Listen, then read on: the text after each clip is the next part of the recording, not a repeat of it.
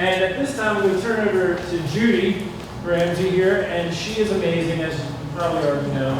And we thank Judy for being here tonight and presenting on this topic. So Judy, thank you. The floor is yours. So Wednesday nights, the youth room at St. Joe's is littered with 40 to 50 young people. High schoolers that come because they don't have to be there. They want to be there. One of their favorite nights is the question and answer night. So what happens on this question and answer night? Pat and I are usually there, and there's a big bowl in the middle, and we walk out of the room. And they write down any question, because God forbid, if you put a question in, Scott, and I read this question, I'm going to start to think, ooh, is this your question? So we give them a chance to be anonymous, and they throw the questions in. We don't give them a topic, we just say whatever questions you want to ask. And then we come back in the room and we start to go through and answer the questions. So, some examples. What's the best way to reply when a friend makes fun of your faith? You can handle that. All right, so we answer that. Is it bad to be political and religious? Good question. Very evolved high schooler. I can handle that. Why do people say that Jesus was white? Interesting topic. I can handle that. Then every once in a while, this one comes up. One like this. How far can I go with my boyfriend before I can go too far and still be Catholic? Okay, I become a little paralyzed at that moment. Because these are a lot easier to answer than this. And the guts that it takes to put that question in there, they obviously trust us. So I have to hang on to that. But then I also have to be representing of the church. And then I also am a parent. And I know what I would want my child to hear. And then it hits me. After we address this as delicately as we can, I can't usually go home and go to sleep right away. There's usually one of these before I go to bed on a Wednesday night. And in one of those evenings, what hit me about this was this young person does not understand her value in Christ at all. But what she is doing is exactly what we've done to her. We have given her lists of do's and don'ts in her sexual life. Here's lists of do's and don'ts. So it's really very natural that she's asking for more of the list. So it made me realize we've got to do better. We've got to present information and understanding to our young church that is more than a list of do's and don'ts. So it set me on this quest, and I came upon Theology of the Body. It's been around for a very long time. I should have heard about it when I was young, but a series of 135 reflections. Before Pope John Paul was a pope, he was going to publish them in a book. And then he became pope, and so that got put on the back burner. So he decided to present these during his first 5 years of his papacy in about 130 different Wednesday audiences. I felt good that it was Wednesdays. It made me feel like, okay, we're doing something right on Wednesdays. So I started to uncover the depth and the richness and the beauty of this theology. And then spent the rest of the year figuring out how am I going to start to explain this to the young people. So tonight, my hope is to introduce you to this theology. I can't teach it to you. I can't explain its full depth. You're going to have to go into personal study. It's that full. It's that rich. But hopefully we'll talk a little bit about how it can be interesting to us as husband and wife, how it can be interesting to us as parents, and how it can be interesting to us just as leaders of a young church. How do we affirm them? How do we lead them? How do we guide them? How do we change our language to make them see sex and intimacy differently? So these reflections are more than just reflections on sex and married love. These reflections allow us to rediscover our whole existence, the meaning of life, which is very often one of those questions we get in that bucket. What is the meaning of life? Coming to understand and appreciate theology of the body really does help you understand that big question of the meaning of your life in Christ. So theology of the body explains who man is, not what man ought to do. 10 Commandments very basically lay out for us a path. But you have to understand those to live them. That's what theology of the body is attempting to do. It's attempting, John Paul wanted us, you will know how to live if you know who you are. So it's much deeper, it's much richer, and it really takes a lot of challenge, for me at least, to come to an understanding of its richness. The entire book, if you wanted to read all the reflections, 500 nice little neat pages. The introduction is only 128 pages long. And it said it needs its own introduction as well. And so obviously when it came out, it was basically scholars. These talks were given between 1979 and 1984. And so it was basically so heady that only scholars were understanding it and delving into it. And then some academics and lay evangelists began to break it down and make it more understandable for us common folk.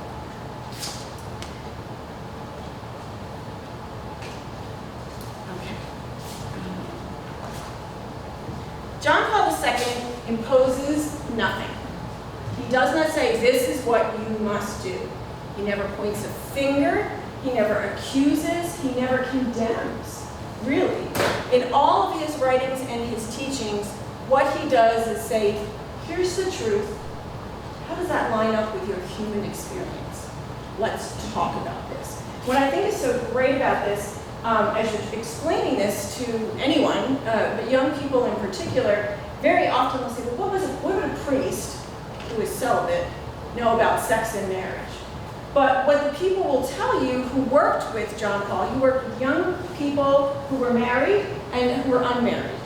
And they said that as great of a preacher as you think he is, he's an even better listener.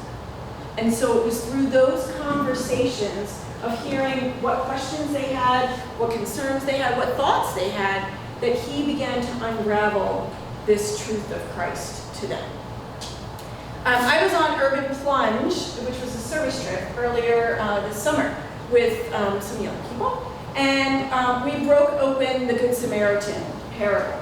And one of the things that really hit me about that Good Samaritan parable that really, I think, relates to what we're talking about tonight.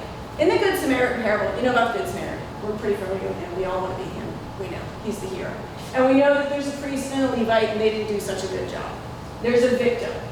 But the person that I was drawn to in the story is the lawyer who asked the question to Jesus, who is my neighbor? That's how this whole thing starts. The whole reason Jesus tells the story, because he says, who is my neighbor? The lawyer wanted to know the limits of the law. And that struck me.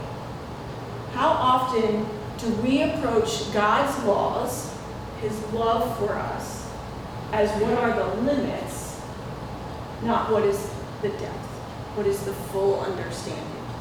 And so often we impose on our children the limits of the law, and we don't talk about the richness and the beauty and the reasons behind it. So as you're reading through Theology of the Body, anyone who can present information to you, they tell you this information needs to be savored, meditated upon, integrated, and devoted into study. So I would caution you. If you embark on wanting to learn about this theology because you want to, as the lawyer did, prove yourself right, know your limits. Ooh, look how good I'm living. You're doing it for the wrong reasons. If you want to learn about it because you want to shame those who are not following it and say, see, I told you I was right, I don't encourage you to do that. I encourage you to go into it with the eyes of God, which is the eyes of mercy. That's what he calls us to be. And if you go into this theology with the eyes of mercy, you really begin to see how it can be applied to your life, and how there is so much forgiveness, and there's so much understanding, so that you'll not have to ask what are the limits, because you'll know the depth.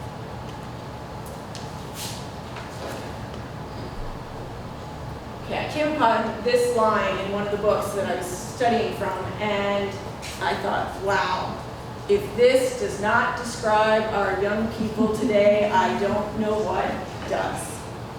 Rules without relationship create rebellion. John Paul II saw that our culture needed an understanding of the body deeper than intellectual convincing and just what's morally right. We needed something that corresponded to the yearnings of our heart. It's so hard to hear the yearnings of our heart because we're only listening to the yearnings of our body. And that's what the world says is the right thing to do. Feels good? Do it. You're on track. We don't listen to the yearnings of our heart. We were designed and built to yearn for God. But that gets so clouded, and it's even harder for our young church to go through that. When people view morality as a rigid list of imposed regulations, it may allow them to temporarily behave because they might be a little scared, or they might think, well, I'll get in trouble. But eventually, they come away from the faith because there's no understanding and there's no depth.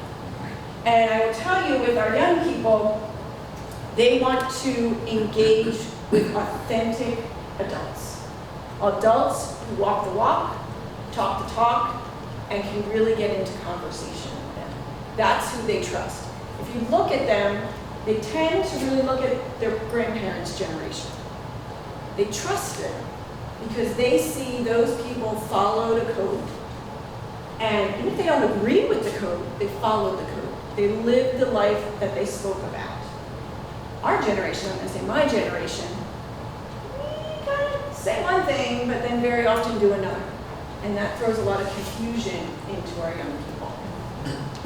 Okay, so let's get down to what exactly is, I'm going to try and give you short sentences on understanding this theology on a very basic level. It starts with Genesis 1:27. Everything that the Pope taught came from Scripture or his meditations on the sacrament. So if we start with Genesis, God created mankind in his image. In the divine image, he created them. Male and female, he created them. Okay. So if we break that down, God created mankind in his image. That begs the question, who is God? Get to that. In the divine image, he created them. Why do our young people worry if men or women are equal? From the beginning of time, God has said they are. He created them, male and female, he created them. Not soon after that, what does Scripture tell us? And what he created was good. There should be no question in their minds of their value, of their worth, of their equality. They're different, but they're equal. Coming to understand just this one verse can really help our young people discover something about themselves. Okay, so let's look at who is God and what is that image that we were created in. So, God is, I loved when we had Father Fitz. He used to come into my 6th grade religious ed class, and the kids would say, Father, Father, Father, who is God? And he would say, God is. Just stand there for a really, really long time in a 6th grade world. Because how can you define God? How can you limit God? But we need to be reminding our young people, ourselves, God is Father, Son, and Holy Spirit. That all in one. It is a mystery that we struggle to understand till our dying day. We can talk about it, but to own it is a whole different thing. So when we understand God as a communion of life-giving persons.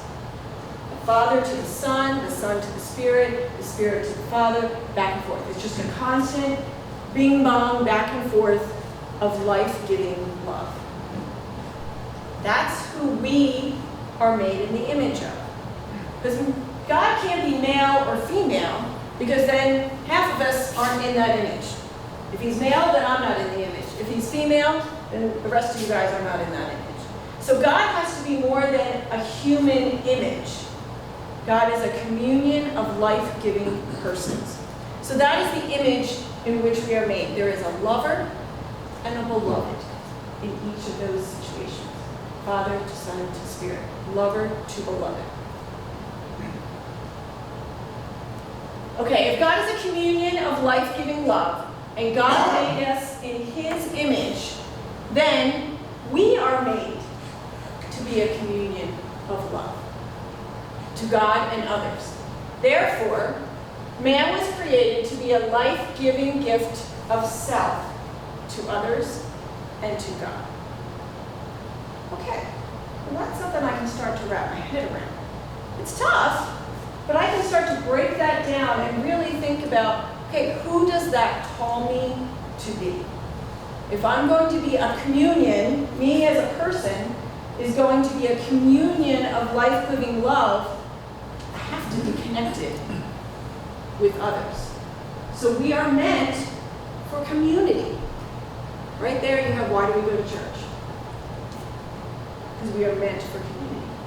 We are meant to be in communion with others. When we talk about husband and wife, dating, we'll get to that in a little bit later. Okay, so accepting this fundamental truth about who God is the first step in understanding who we are. And if we accept it, why are we not willing to follow? Throughout creation, we hear statements like, God looked at what he made and found it very good. When God created man in his image and likeness, he created them male and female, different. If I can get that into their heads, I have done my job for the next week. You were created differently. Stop trying to be the same. Stop worrying about, you are equal. Forget that conversation. Own it. Own that.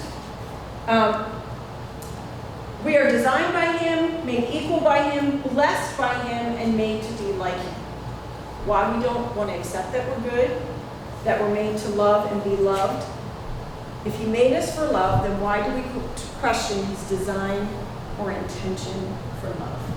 We were talking last night, I was talking about this with Matt out on the porch, and I said, I think we lucked into some of this information. We had parents who have been married 60-some years on both sides of our family. We just kind of lucked into this information. And I don't know how we kind of accepted it, didn't question it when we were younger. But this generation, if they don't understand the why, you're never going to get them to accept the information. You have to understand the why. They crave it. It's not a fallacy in them. It's not a wrong thing. They crave more. But you think about it, they're given more. They're in a world of much more information than we had. So it's kind of natural that they want that reasoning behind it. Okay, so if we are created in the image and likeness of God, God is Father, Son, and Spirit in one, communion of life-giving persons, creative, life-giving power. Then man is male and female, equal and one.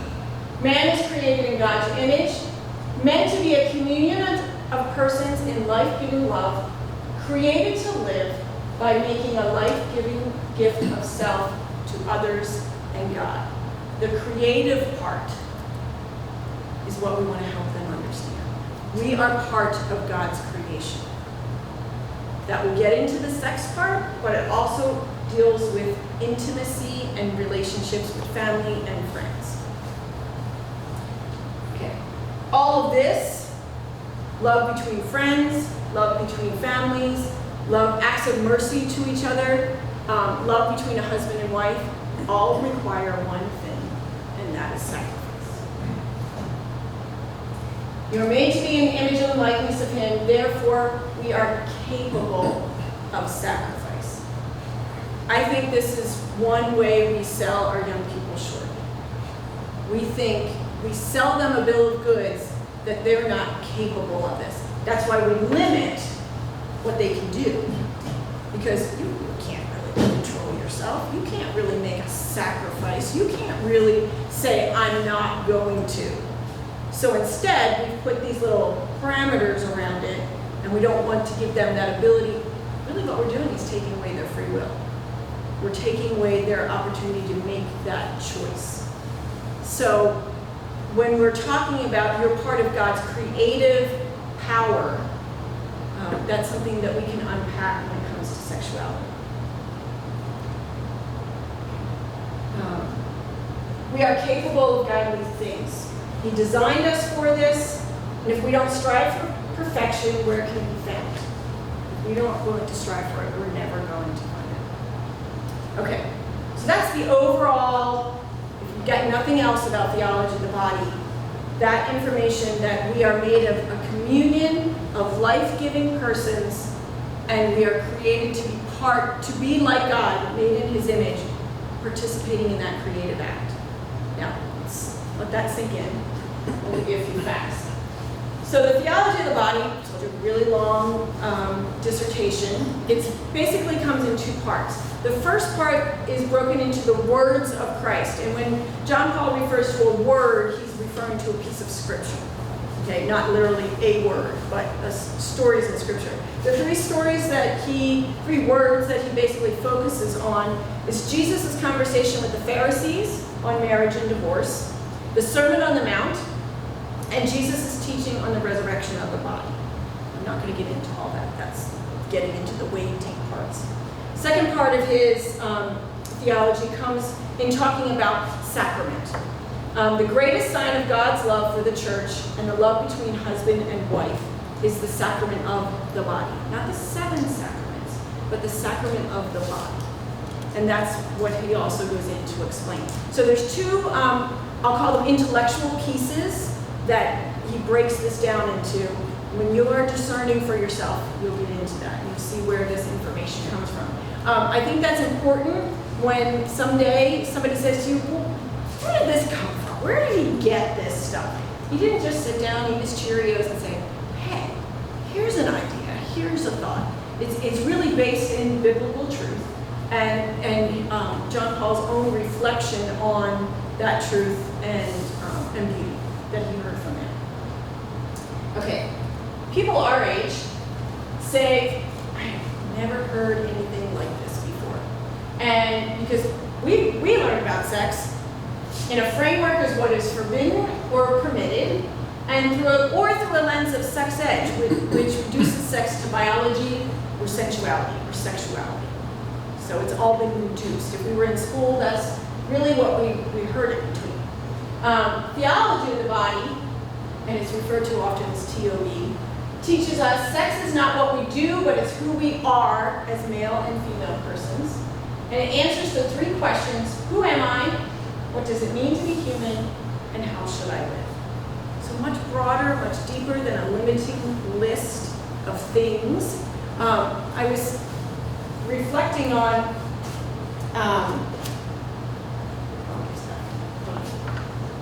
sacrament. That's one of the things that John Paul will talk a lot about, the body as sacrament. Sacrament, by definition, if you think of all the 7 sacraments, makes visible an invisible mystery of God. So that's what a sacrament does. It has a visible sign of the invisible mystery love of God. That's what our bodies are. They are the visible sign, and our union as male and female becomes the visible sign of this invisible mystery of communion of persons. Is that beginning to make sense to you? Our bodies make visible this invisible reality. So let's go back to this statement. Rules without relationships create rebellion.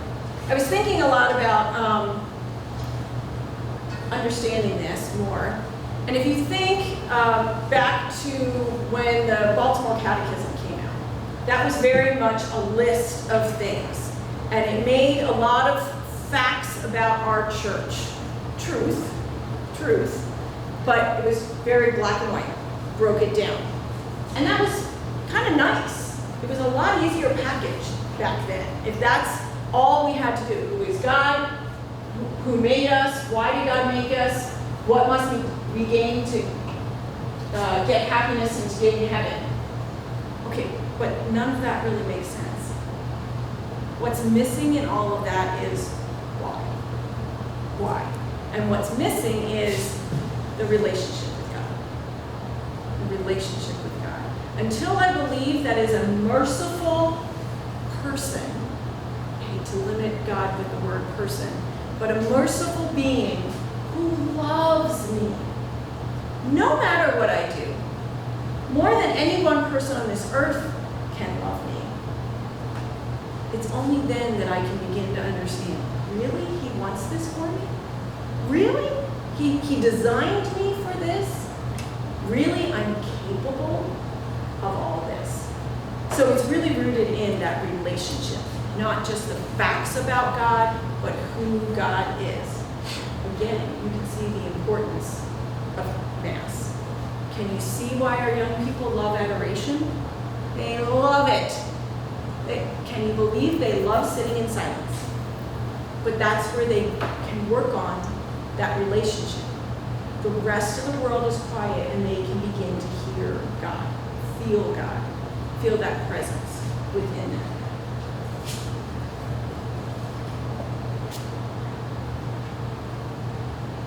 So here's what I did when my kids were young. Don't eat that, don't sit there, don't have sex. Why? Well, first of all, don't eat that, you'll get sick. Don't sit there, you won't be able to see. You'll get food on the couch. Don't have sex. Well, because you don't want to get pregnant. Really, and it's a sin. Okay. Is that gonna, at first, it's a rule. My kids were at one point rule followers. That was a rule, so that was okay for a while. But then they start having physical urges. They start getting interested in the opposite sex. Don't have sex doesn't cut it anymore. So they just begin to associate the word don't is bad information. And so the don'ts lose our credibility and our authenticity with our young church. If we keep saying don't without giving them the reasons why, they're just going to dismiss us. Because we don't understand it, so why should we be trusted? They really want to know why we should trust them, and we need to earn that trust with them. Okay, this is a little long. I'm going to let you take a second to read this, and then I'll read it over.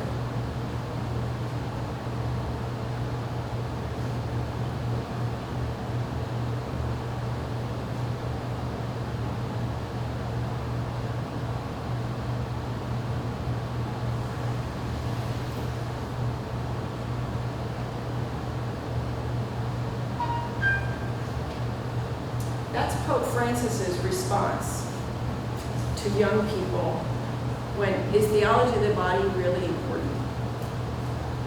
Do we really need to know this? Isn't it impossible? Isn't it impossible to follow this? And he said, no. God does not make impossible demands of us. He asks that we sincerely look at our lives, present ourselves honestly before him, and be willing to continue to grow, asking from him what we need that we ourselves cannot yet achieve. All things are possible with God. With God. There's a ton that's impossible on my own. With God, all are possible. And then with confidence in God's patient mercy and love, let's look at what it means to speak the language of sexual love honestly. And if I said that on a Wednesday night to our group of people, they're going to go, same. They're totally leaned in. They're totally leaned in. Because I haven't given them rules. I haven't told them really anything other than we We need to be in relationship and conversation. This totally gets them to lean in. Now, our challenge is, I'm going to quote phrases, and I can't walk around with that quote. What was that question? Hold on, let me pull it up on my phone real quick. Okay, we have to make this authentic for ourselves. Understanding this as parents is going to take a lot of work. It's going to take a lot of study. We're going to have to ingrain ourselves in this because it's not natural conversation for us.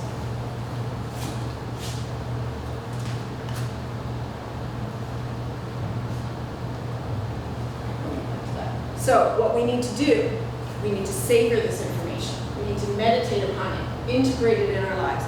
We need devoted study. You're not going to get this at Mass. You're going to have to take the efforts after it. Going to Mass and sitting with Christ at his feet in the Eucharist, this is going to become real to you. It's going to make sense to you. But you have to work on the information. You got to take the class. That's what I'm going to call it. There is really no actual class that you can take. You have to do, it's an independent study. You can all sign up on your own and it's free. Okay? Okay. So here's one thing our young church does not believe. And we probably told them they're right. Purity is possible. They think it's not possible. And we sort of affirmed that because we set all these limits around them and we just want to protect them. We don't think they're capable of it, so let's just limit their opportunities to not be pure. But what we have to remember is that I'm called to purity in my marriage, just as much as a single person is called to purity in their life. So we think otherwise because we become so attached to sinful habits that we have made brokenness normal, and we continue to identify with it. We assume lust is natural, sin is human. God made us this way. He knows. He made us this way. Therefore, church is out of touch by asking this of us. But if we believe in the power of redemption, we're the ones disconnected from the reality of what it means to be born in the likeness of God, but God can redeem us. And that's something we want our young people to understand. Because many of them, depending on the age that they're at, they might feel like, well, it's already gone. What's the difference? You don't know what I'm doing. You don't know what's in my thoughts. Porn is everywhere. Everywhere. I will guarantee you by the age of 13, there is maybe 1% of the population has not seen porn. Maybe they weren't looking for it, but they've seen it. And if I say the word porn to them, an image pops in their mind. It's everywhere. It's everywhere. Just watch TV, commercials, movies, shows. You're going to find it. So that has become normal. That brokenness has become so normal to them, they don't see, really, what's the big deal? How many times have you heard that? What's a big deal? What's a big deal? We need to point out to them that purity is possible. Lust limits. Lust reveals selfishness and a lack of control. Purity is actually freedom. Freedom to see more of a person, more of yourself, and more of the purpose God created you for. They're not going to accept this real easy. You're going to have to work for this to explain that to them. Okay, how do I create a chaste life until marriage? Self-control. The virtue of self-control is at the heart of teaching this to our young people. So I'm going to throw these 3 questions out. Sarah Swafford, in her book Emotional Virtue, and I'll share all these books with you at the end, she talks about these 3 questions to constantly be asking your young person. I think they're helpful to ask myself. Who do you want to be? What are you living for? Who are you living for? If you ask them that at age 8, age 10, age 13, at 19, at 25, a little older than that, if I ask myself that, who do I want to be? I'm still working on it. I'm not there yet. I've lived a good portion of my life. I don't know that I'm there yet. What am I living for? What are my goals? What do I stand for? We pretty much all of our kids are almost out of the house. We're constantly saying to each other, so what are we going to do when we grow up? What's next? What are we living for next? You know, we've gotten our children to this point, now they become their own. Who are we now? Because we define ourselves by our parenthood, and so often we define ourselves by how good our children are. And that is, what if God did that?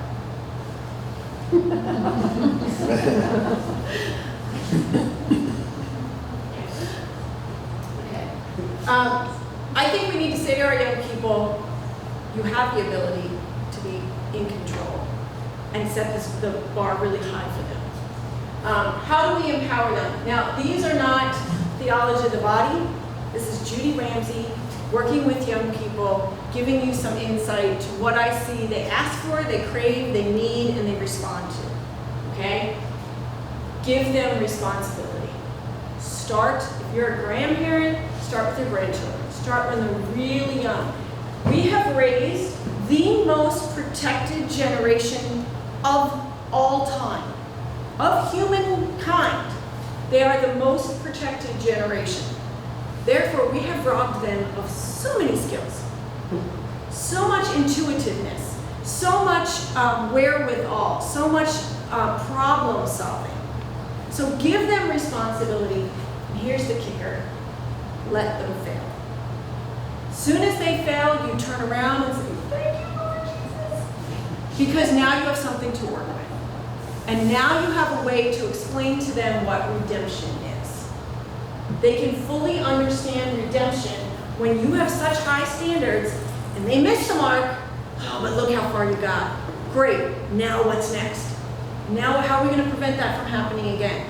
It's as simple as cleaning up their room, or doing their homework, or taking their instrument to class. And then it just grows in responsibility and changes as they grow in responsibility and change. Better that they fall on their face when they're 22 than when they're 32 and their marriage has fallen apart and they've lost their job because they don't understand how to get themselves back together again. So set up the responsibility, give them responsibility, expect it, set the standards high. I honestly, I have never had a young person disappoint me. And I have very high standards for how they behave, you know, when we have activities, on retreats, on service nights, on, you know, many of you have been chaperones, you know, it's the most boring job because they're good people. But I start off with, I don't babysit. It's the first thing I say to you. I don't babysit. Never have, never will. If you need a babysitter, we'll find you one. I hang out with the young church. You want to hang out with me? We'll make mistakes together. We'll learn together. Great. I'm not asking for perfection, but I'm setting that level for maturity. Never been let down. Now, that sounds like, okay, in your homes, well, yeah, they're going to try and impress me because you're the church lady and all that kind of stuff. They want to work that way. They want to feel that goodness about themselves. So when you set that for them, it doesn't mean you slam them when they don't miss the mark, which is what we unfortunately do. You encourage them. Wow, okay, well that missed, but look how far you got. What did you do great? How are we going to make it better? And using that we. God is in it with us. We are in it with them. Okay, how do we become adults they trust? We have to walk the walk. We have to believe this ourselves. You can't teach this to your young people. You can't teach it to any family member. You can't know it for yourself until you ingrain yourself in this theology. Come to understand it. Authentic. You have to be authentic. I don't know. I don't know. We'll figure it out. Or no, I don't like that. You know, you don't have to always say the thing, well, I've had kids say to me, do you have a favorite team or do you like this sport? No. If you're playing it, that's great. That's good for you, but I don't. I don't like this pizza. I don't like that. music, whatever it is. Just be honest. You don't have to say it in a mean way, but that's authentic to them. Then they realize, oh wait, if you're going to tell me the truth in that, maybe that other stuff is true as well.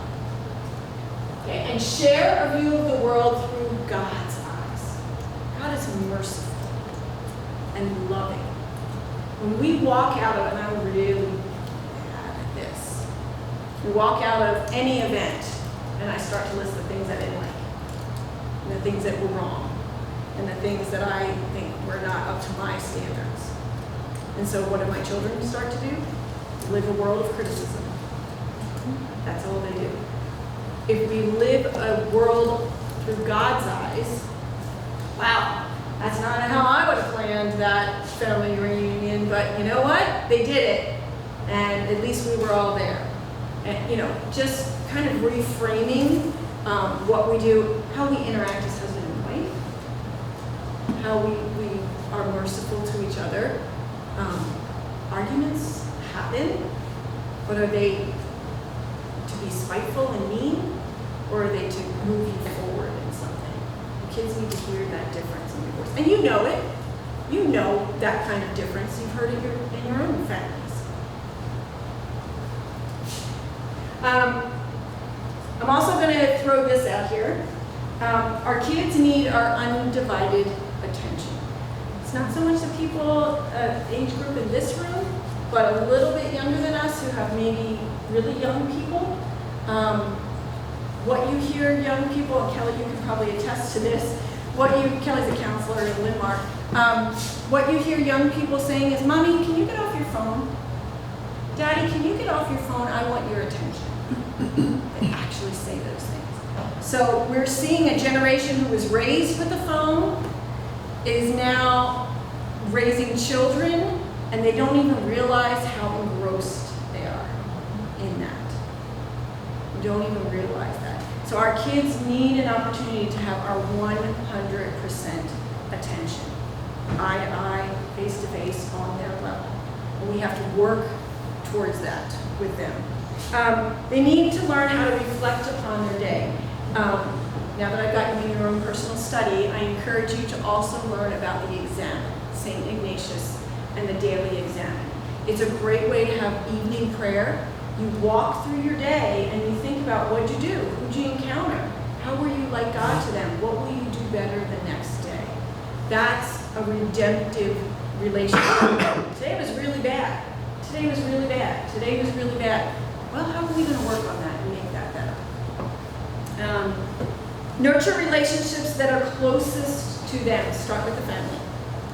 Stop trying to get them in playgroups, in activities, in all the other stuff. Start with the people closest to them on those kinds of life-giving relationships. Because life-giving relationship doesn't mean it has to be a sexual relationship. Father, Son, and Holy Spirit do not have a sexual relationship. But it's life-giving, merciful, loving. And we need to work on that in our own families. Our kids, just because they're born into the same family, they don't have to like each other. Many of them don't. So we have to teach them how to appreciate those closest to us. Remember, our job is to get them to heaven. Our job is to get them to heaven. Not into college, not a good job, not in a relationship, to get them to heaven. And so we constantly have to be thinking about that. How are we helping them understand that bigger picture? And then doing that as Jesus did. He didn't point, he got in front and he led. So that's what we have to do with our kids. Okay. I threw this in here. It's kind of thrown in, like, why are you bringing this up now? But I think it's an important thing. Modesty is a concept that is lost today. Just completely lost. And if you bring it up, oh, stop being so prudish. You're so prude. Has anyone, I'm not on Facebook very much, but I know that there's a Facebook post about a dad in short shorts. Have you seen this one? So the big burly dad goes out and gets the really short shorts that his daughter had. And he comes in and he says, every time you wear them, I'm wearing these to pick you up. She's dying. She's just dying. That's good. And that's a funny approach, and hopefully that's followed with a further conversation. But we really have to work on males and females. It's not just females need to be modest. Males need to appreciate that and be doing that within themselves. So it's an invitation to contemplation. It's a reminder that a person's body is not public property. This will resonate with young people today just because of the secular world. Okay? Your body is not public property, nor is it the best thing that you have to offer the world. What's needed is not for the body to be permanently veiled, but for its meaning to be slowly unveiled. Okay, so once it's out there, it's hard to kind of bring it back in. You want to keep it veiled so that you are slowly unveiling that to those you trust, love, and love you, see you not as object, but as person. I think that really does resonate, especially with young women, that you don't want to be an object that is used or misused by someone. You are so much more than your body. And this is Judy Ramsey, not Theology of the Body, but I will offer this insight from what I can see from working with young people. Young women, and I'll talk specifically about the women, young women get their strength from their mothers and their self-confidence from their fathers. So think about dads, the compliments you give your daughters. Wow, you're so beautiful. Or, you look beautiful in that dress. See the difference? That you're not concentrating on just the outside, that you're talking about the person behind it as well. And when you can offer those kinds of compliments, that's what they'll begin to search for. They don't want to hear the other kinds. They want the kinds that they heard when they were little and what they were getting at home, that filled them in a different way, that strikes a chord within you. If somebody says, great shirt, or you look great in that color, which one strikes a better chord with you? Now guys, I can't address you. I'm not males, so I don't know. But you can talk amongst yourselves later on and figure that part out, what you need. Okay. All right. So when we are talking about sex, specifically with our kids, I think it's important to remember to kind of frame it in this pyramid. Pyramid is the strongest structure in the world because the more secure the base, the higher it can go. Okay, so this is the way that we want to address and we want to spend the most time on in helping our kids. Acquaintances. God is one of those acquaintances. The people we know. There's no sexual relationship on that bottom level. It's all just the people that we encounter every day. Father, Son, and Spirit should be part of that encounter. Work on those relationships first. Then you even work on the one-on-one relationships. Okay? And imagine this is more like if you're talking to a teenager. Then you move from one-on-one, good friends, really close friends. That's where you begin to share beliefs, discussions, opinions. You move to dating. After dating, and young people do not know what that means. That is not a thing anymore. That's not a word in their world anymore. It starts with, we're talking. Okay, well, I'm talking to a lot of people. No, we're not that kind. We're talking. And then we're texting. And then we're hanging out. So you're going to have to reinterpret, all of this. To engagement, to marriage, and then to sex. They think that is not the way it should work. Not at all. Especially nowadays, we're seeing marriage being older and older and older and older. What's happening is this, is that sex enters into the realms of relationships so early. Point out what happens to the period. It's so unstable. So if that's my life, what I began to work on is now so unstable. And it will affect even my relationships with my acquaintances, and God when it's interjected in the wrong spot. So this is when you actually get down to why, you start to explain a little further. But I wanted to give you that visual. So how do we do this? How do we teach them that building that strong pyramid is a good thing to do? Start with teaching them how to create relationships that are not childish. And what I mean by that, kids, it's all about me. What can I have? I want, I get to do, I. Begin to work on relationships that are not childish, that are thinking of the other. Well, this is your grandmother. Your grandmother doesn't want to do that. Why don't you ask her what she wants to do? And we're going to do this because that's what she wants. That's what she needs. We're not going to that restaurant because that has the, popcorn chicken is the only place you'll eat. Well, you're going to learn to eat something else. That's a non-childish relationship, building on a very low level, but it's going to pay off in the end because you can refer back to that.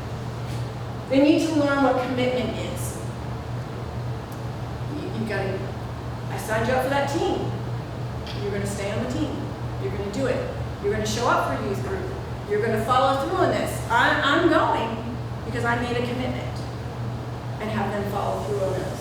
Learn what is intimacy. It's one of my favorite words to discuss with young people is intimacy. Because they assume that means sex. Intimate relationships are sexual relationships. Many of us in this room have intimate relationships with each other. So teaching them the difference between emotionally intimate and sexually intimate. How to live drama-free lives. Go with God on this one. It's really hard. I will offer you a book that she gives you some really good language and some tactics. But the more you play into it, the more it's going to happen. And this is a fight you have to fight hard. You have to fight hard because the world is just trying. If you're not dramatic and cause drama or a part of drama, you're boring. And therefore no fun. That's what they think. Need to learn the difference between love and use. Love and use. Point it out. That friend's not being nice to you. They're using you. They're using you. Now, you think, well, I'm not going to tell my kid that because it's going to make him feel bad. Yeah, it is. But you've also opened their eyes to something that is bigger and maybe prevent them from hurt later on. Need to learn who we are in God's eyes before we see ourselves through the world's eyes. And again, that starts when we're really young. But, that constant affirming that you are made in God's image. God made you good. Even if that's your evening prayer, to repeat those verses from Genesis to them. I think of, when I think of that, I think of the movie The Help. When the maid, I is good, I is strong. You are good. You are smart. Smart. You are beautiful. Something. Whatever that was. You are Yeah. Well, I'm going to check that out on YouTube. But, she just repeated that to her over and over and over again. They'll get to their teenage years and they're not going to want to hear, they're going to say they don't want to hear it, but they want to hear it. And that's something, that intimate relationship you have with them can allow you to share that with them. Okay, this was in one of the books and I thought it was so cool. So that intimacy, speak to your kids about intimacy is into me. Into me, see. It's just a beautiful thought. That if we're having an intimate conversation, we're really connected and we're really paying attention to each other. And that's where they need those kind of conversations with you. Eye contact, man, it's really hard for them to do it. They don't even know they're not doing it. They don't even know because, and I'm not putting it down, they're on screens a lot. They're on screens a lot. Even in school, learning.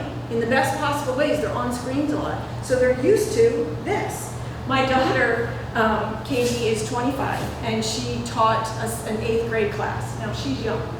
By all means, they think she's really young. And after the first night, she says, my gosh, they don't even look at you. I'm like, oh, really? Isn't that funny? And she had to spend a lot of time with her 8th graders. She said, especially when Father Mark would come in, and he would be talking to them. And she was constantly like, look at him, look at him, you know, look at him. And so she made them turn around and practice it, and by the end of the year, they got it. So it's not just an old people thing, it's a generational thing. They don't even recognize it. To point out, I like to do little things like, if everybody at the dinner table, or, you know, let's say we're not having dinner, but we're hanging out at my house, and I have a 21-year-old, a 23-year-old, and a 25-year-old. Phones are around a lot. So I just like to,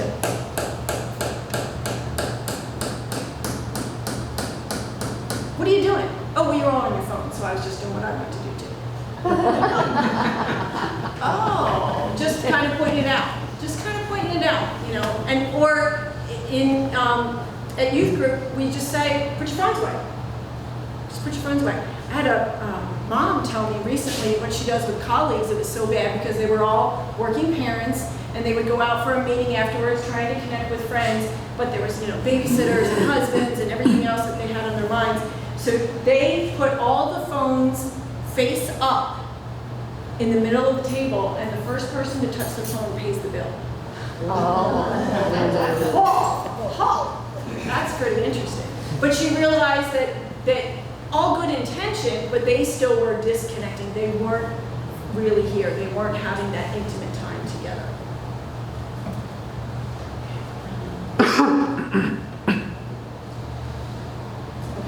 When we talk about sex with our young people, we need to talk about it being free, total, faithful, and life-giving. Our church has given us this. It's been around for all of time. You all said it in your marriage vows. Okay? Our marriage vows are preceded by these questions. Have you come here to enter into marriage without coercion, freely and wholeheartedly? Are you prepared to follow the path of marriage to love and honor each other for as long as you both shall live? Are you prepared to accept children lovingly from God and bring them up according to the law of Christ and His church?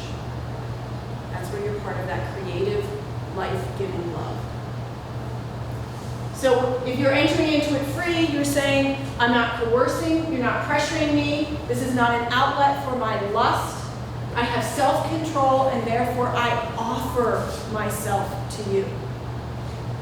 Total, I held nothing back. Not my fatherhood, not my motherhood, not my warts, not my worries about my body, nothing. It's all completely yours. Faithful, I give you my body and my imagination.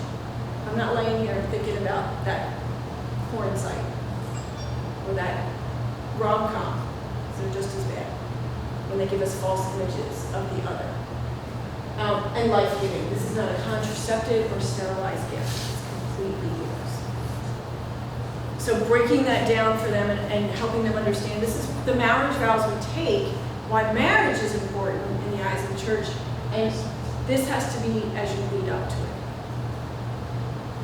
Wedding vows become complete in the marital act. And therefore, every marital act reaffirms your wedding vows. Who do I want to be? What am I living for? Who am I living for? I mentioned asking your children these questions at many times and talking to them about why be temporary when you can be eternal. Nobody wants to be forgotten. The ultimate way of not being forgotten, of understanding your value, is to think about your eternity. Think about your eternity. That is so far beyond their comprehension. Keep mentioning it now. Keep mentioning it now. Do we love them enough to send them into the future with the skills to reach heaven? That's what coming to understand theology of the body is about. Do we love them enough with the skills to help them reach heaven and fully understand the other as gift and how that love can make them feel? We are all designed for love. That's the way God created us. And the more that we can show them how to make that at its fullest, hopefully the happier, the more content, the more proud of themselves, that also that you come to feel. So I left up here a list of resources for you. First of all, the Theology of the Body books right away just says go to your search engine and type in Theology of the Body resources. See what comes up. if it's not mentioning theology of the body, it's probably not following this, so you're not going to go on a bad site. There's these books that I used as a reference. I found this one to be best. It's called Theology of the Body in 1 Hour by Jason Everett. It is the basic, the easiest to understand. It isn't difficult. It takes you a little more than an hour, but it's very comprehensible. And I just put a whole bunch of notes in there and mark it up and all that kind of stuff. I had copies to bring. I don't think I brought them with me, but I have some. If you want one, I'll get it to you. Okay. This one is Theology. Top draw, it's voice. He is. Oh yes. Jason and Crystalline Everett, his wife, and him. Our seniors usually say to the whole group when we go to the National Catholic Youth Conference, the one class, one conference that we're going to go together to is theirs. Because it's always talking about chastity, purity, marriage. And they really can explain it in a way you're just like, huh. They have the Chastity Project. Nice to know that. I get the emails. Emails from there. Chastity Project is one of the sites that I recommend. This is Christopher West. We're getting a little bit more. This is undergrad. This is graduate level. The actual teachings of John Paul, that'd be your master's level or doctorate. But this is the way I would recommend them. Here's the warning I'll give you about this. The devil exists. And if the devil is trying to destroy the world, he's going to destroy marriage. It's the fastest way. He's going to go right at it. Not going to fool around with this other stuff. It's going to destroy marriage and the family. When you read this, you do not read this through the eyes of love, through the eyes of a merciful God who is always looking to redeem you. You can start to become very judgmental because you're doing it wrong, and you're doing it wrong, and you're doing it wrong, and you're doing it wrong, and you're doing it wrong. It points out the sin in the world. But you really have to guard your heart, I think, and read it in, this is not ammunition, this is information. So it gets a little bit more technical, a little bit more specific. This would be a great thing to take to adoration. Read it at the foot of Christ so that you're making sure that you're understanding it through his eyes, is my recommendation for that. This book, I didn't mention it too much tonight, but it's really great for young people, young women especially. Sarah Swafford, Emotional Virtue. She's the one that really can help you talk about the drama-free life. So these 3 books I find very helpful. They were not around. I did not have them in my world when my children were being raised. I feel bad about that. I wish I had. I really wish I would have had this.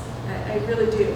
But I can only share that with them now. It's still good for your marriage. It's great information for your marriage. If you know someone whose marriage is a little on the rocks or they're having a little trouble, give them this. Because it really is going to help you understand what that life-giving, sacrificial love is. And then there's the Chastity Project. And then there is a 5-day immersion course through Theology of the Body Institute. That's all I know that it's offered. I don't know anything more about it. So just some information of where you can go to find the next step for you. So we're kind of a smaller group. You may have written down some questions. Do you need another glass of wine before we go into questions? Or do you want a break, or do you just want to go right to the questions? Break? Okay. Let's take a couple minutes, get a break, fill up your wine.